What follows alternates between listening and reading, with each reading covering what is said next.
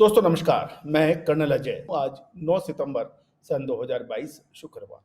दोस्तों, आज के इस एपिसोड में हम चर्चा करेंगे छोटी इलायची के बारे में यानी कार्डामम के बारे में। खबर निकल के आ रही है कि इस बार अच्छी उत्पादन की वजह से चारों तरफ से अच्छी मात्रा में छोटी इलायची की आवक हो रही है और चारों तरफ इस अच्छी आवक और डिमांड कम की वजह से ये छोटी इलायची के भाव आशातीत मजबूती नहीं दिखा रहे हैं।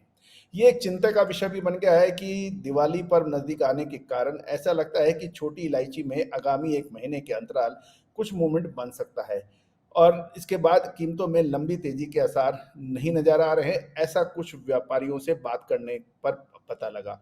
खबर ये भी निकल के आ रही है कि पान मसाला जैसे जो कुछ ब्रांड हैं, उनकी तरफ से भी कुछ खरीदारी कम आने की सूचना मिल रही है क्योंकि सरकार की सख्ती का इसका प्रभाव पड़ रहा है और कुछ व्यापारिक सूत्रों से बात करने से ये भी जानकारी आ रही है कि इस समय कुछ जो बड़े व्यापारी या स्टॉकिस्ट हैं, उन्हों के हाथ में ही कुछ अच्छा स्टॉक मौजूद है छोटी इलायची का। अब एक महत्वपूर्ण चर्चा ये आ रही है कि इस बार नई आवक उत्पादन अधिक होने की वजह से चौतरफा अधिक मात्रा में आ रही है और इसके वजह से ही केरल में महापर्व होने के बावजूद छोटी इलायची के कारोबार में कोई बड़ी तेजी नजर नहीं आई है। अब महत्वपूर्ण ये है कि और कुछ व्यापारिक सूत्र यहाँ तक कह रहे हैं कि पिछला पेमेंट नहीं आने की वजह से सेल पर भी काफी फर्क पड़ रहा है और बाजार में रुपया की तंगी भी महसूस हो रही है।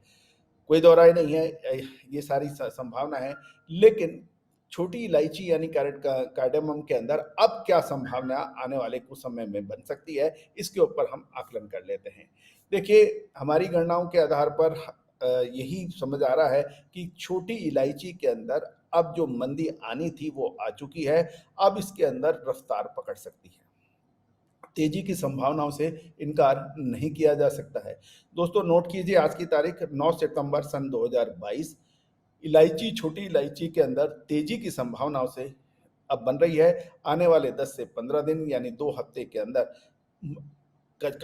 छोटी इलायची के अंदर तेजी की संभावनाएं बन सकती हैं।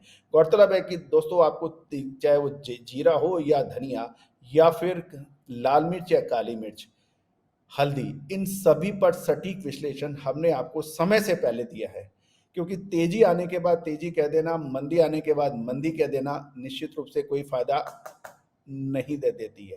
फायदा जब आता है कि जब आप समय से पहले आप चेतावनी दें, अलर्ट दें, तेजी मंदी का विश्लेषण दें। दोस्तों ये सारी जानकारियां आपको इंडियन सिस्टम ऑफ एनालिसिस और फंडामेंटल एनालिसिस के आधार पर प्रस्तुत की जा रही है। किसी भी प्रकार का लाभ हानि की जिम्मेदारी चैनल नहीं लेता, ना विशेषज्ञ लेते हैं। ये महज आपको एक एजुकेशनल और रिसर्च पर्पज तक आप तक अपनी बात पहुंचाई जा रही है। All the very best, good luck, happy trading.